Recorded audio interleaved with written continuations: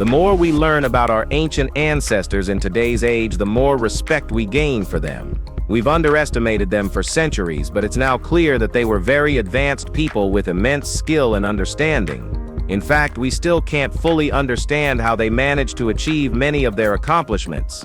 This video will make that crystal clear, because these are the most puzzling technologies and artifacts that scientists still can't explain. Number 15. The Epic of Gilgamesh. The Epic of Gilgamesh was written nearly 4,500 years ago, and it isn't just one of the world's earliest known stories, it's also among the most emotionally complex. Etched into stone tablets, it follows the ruler of Uruk and his bond with a wild man named Enkidu, who was created by the gods to distract Gilgamesh from his chaotic rule. At first enemies, the two form a deep friendship that eventually blossoms into a romantic partnership, marking the first known literary mention of same-sex love, aka gay. Enkidu's death devastates Gilgamesh, sparking his transformation from a reckless king to a wiser man. Some scholars believe his story later inspired the mythologies surrounding figures like Hercules. While the tale has been written and copied countless times on both clay and stone, the earliest known version was unearthed in Mesopotamia and recorded in the Akkadian language. Despite the story's fame and historical reach, its original author remains unknown, a fitting mystery for a tale that continues to resonate thousands of years later. Number 14. Egyptian hieroglyphs in Australia. Well, this is just totally weird. The notion that ancient Egyptians reached the shores of Australia sounds impossible, and it should, but the so-called Gosford glyphs challenge that assumption. Discovered in the 1970s near Corryong, New South Wales, these rock carvings appear to mimic ancient Egyptian hieroglyphs and have sparked decades of debate. Australian researcher Stephen Strong is one of the few experts who defend their authenticity. He argues the inscriptions were created around 4,500 years ago, not by elite Egyptian scribes, but by sailors and soldiers. That, he says, explains the grammatical inconsistencies critics often point to. While most mainstream Egyptologists reject the glyphs as a modern forgery, no one has ever conclusively proven their origin. The location itself raises questions. The glyphs are carved several miles inland, with no sign of a larger settlement or other Egyptian markings nearby. How and why they got there, if they're genuine, remains unanswered. Whether real or not, the site continues to stir debate, and for some people like me, it's an overlooked piece of forgotten global history. Number 13. The Orion star map on mammoth ivory. Among the many constellations in our sky, Orion without a doubt stands out, and it may have been the first one ever seen by humans. In 1979, a small piece of mammoth ivory was found in Germany's Ache Valley. It was originally thought to be a human figure, but in 2003, Dr. Michael Rappengluck from the University of Munich proved that the figure's limbs matched the layout of Orion's stars. That makes it potentially the oldest known star map, dating back around 32,500 years. The artifact also has notches carved into its side, which some believe were used as a pregnancy calendar to predict due dates. Even if that interpretation is debated, the object's significance is undisputed. It's either an early depiction of the human form or a celestial reference, or possibly both. Either way, it shows how long humans have been watching the stars and trying to understand them. It's an ancient fusion of astronomy, symbolism, and possibly even timekeeping carved into bone. And the maker and creator behind it is anyone's guess. Number 12. The Korean Ondol heating system. Although the Roman hypocaust is often credited as the first central heating system, ancient Korea quietly perfected a design of its own.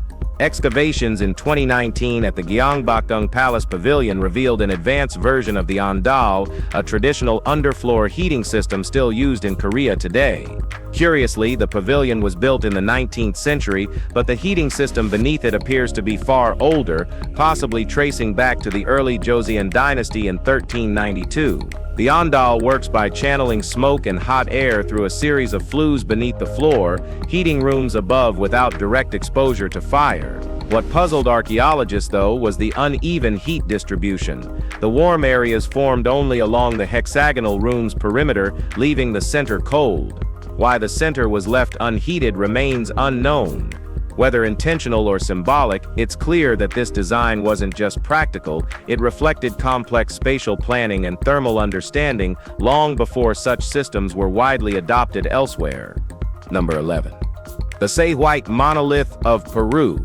The Sahuite archaeological site in Peru holds many ancient marvels, but the centerpiece is the mysterious Sahuite monolith. This massive carved stone appears to have played a central role in Inca ceremonial life. Experts believe it was used for religious festivals and water rituals to honor sacred deities. Carved channels and grooves suggest that water was deliberately guided across its surface. Some scholars view it as a symbolic model of the surrounding region, while others believe it was more than ceremonial, possibly a tool for planning irrigation.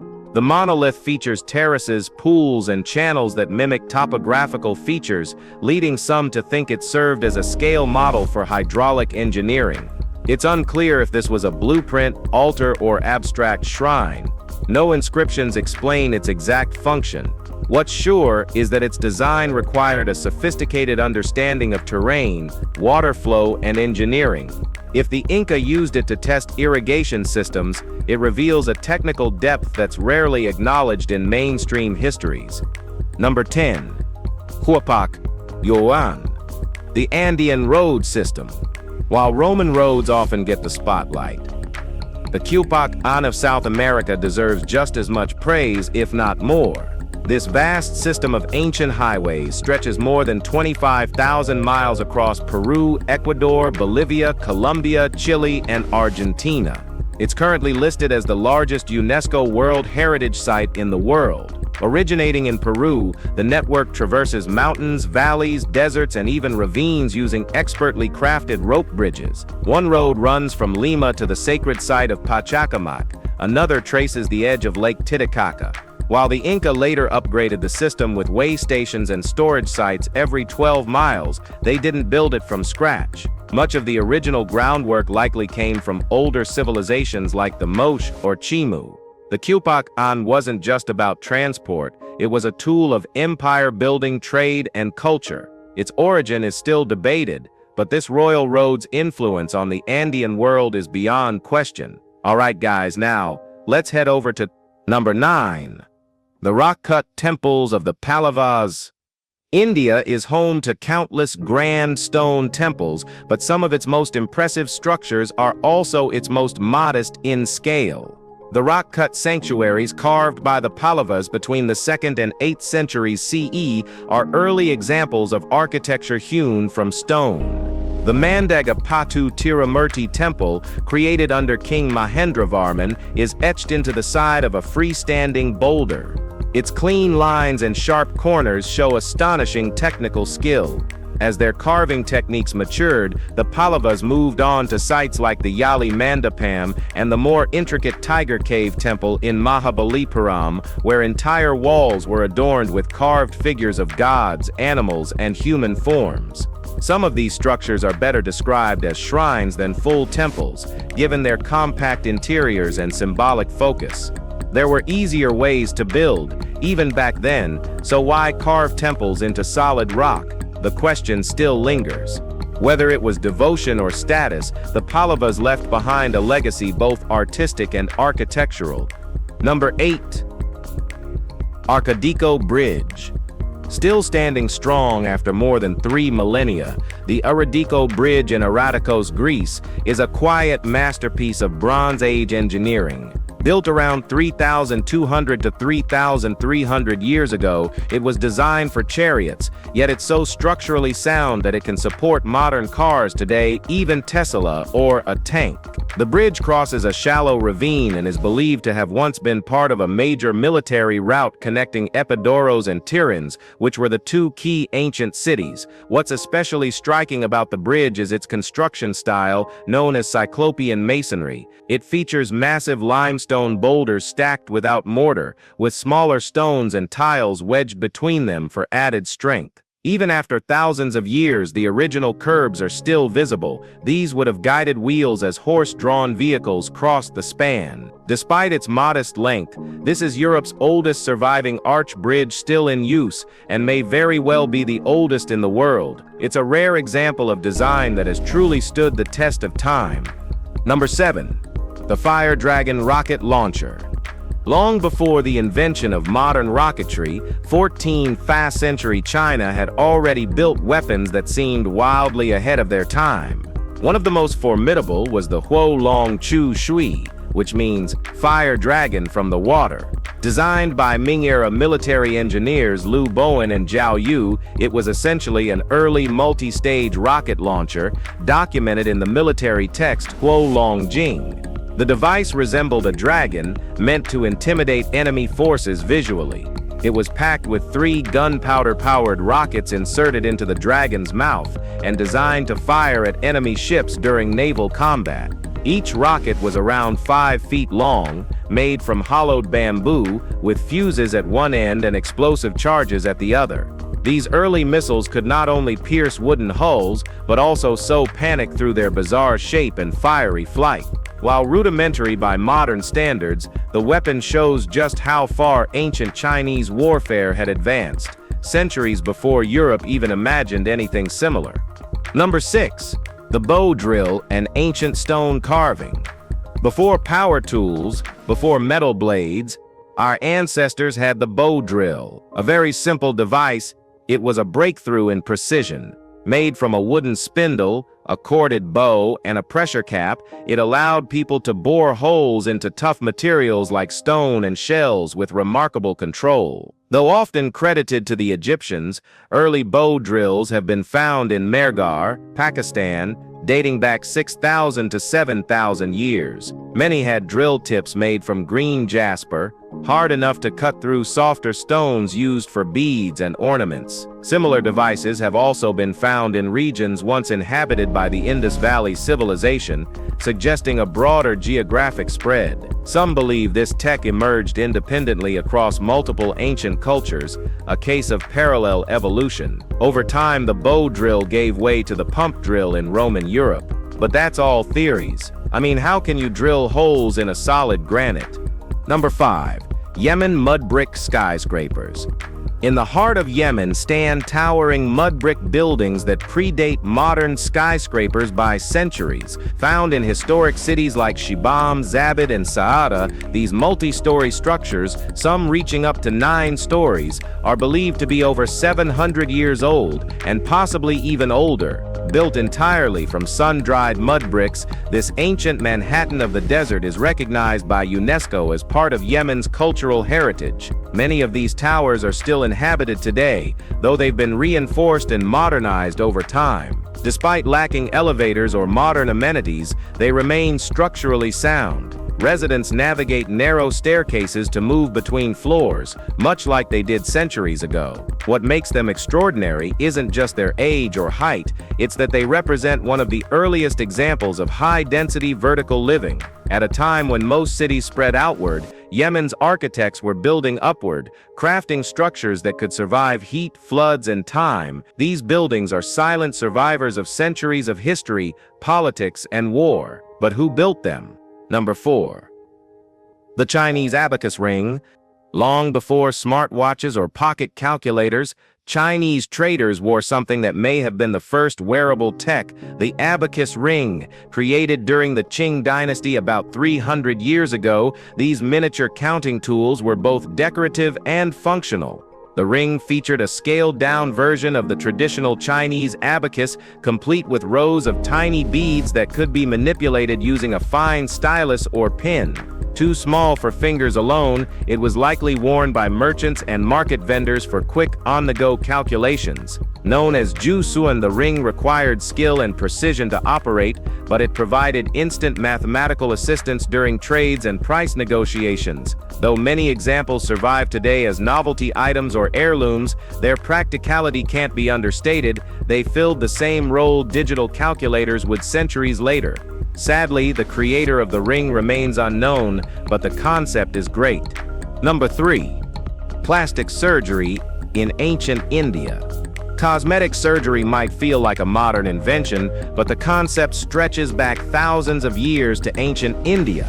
Around 2,600 years ago, an accomplished physician named Sushruta compiled detailed surgical techniques in a text now known as the Sushruta Samhita. Within it lies the earliest documented methods of reconstructive surgery, most notably rhinoplasty, or nasal reconstruction. The procedure involved removing a flap of skin from the cheek or forehead and shaping it to replace a damaged or severed nose. These weren't just crude attempts, they were highly technical, following steps outlined with surgical precision. The Samhita also describes hundreds of other procedures, from sutures to amputations, many of which wouldn't be seen again in the Western world for centuries. What's even more remarkable is the detail, tools, hygiene protocols, recovery methods. It's all written down. Sushruta's work wasn't theory, it was practice. His knowledge represents one of the most advanced surgical systems of the ancient world. Number 2.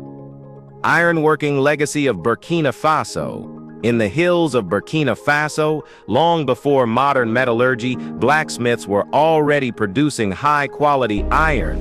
The region is home to 5 major ancient metalworking centers: Kindabo, Tiwega, Yamane, Dorula, and Bakui, each surrounded by clay furnaces, slag heaps, and remnants of early iron production. Some of these furnaces, known as natural draft furnaces, date as far back as 800 BCE. Unlike bellows-driven systems elsewhere, these furnaces relied purely on the flow of ambient air to reach smelting temperatures, showcasing both environmental understanding and engineering skills. The surrounding areas are still rich in iron ore, and in many villages, traditional iron extraction practices survive alongside modern tools. In 2019, these sites were officially added to the UNESCO World Heritage List for their cultural and technological value. Unfortunately, when the French colonized Burkina Faso in the late 19th century, many of these traditional industries declined. Still, the legacy of these ancient metallurgists remains etched into the land and kept alive in the craft passed down through generations. Number 1. Lost wax bronze casting. Around 5,700 years ago, someone in what is now Greece mastered a technique still used by metalworkers today: lost wax casting.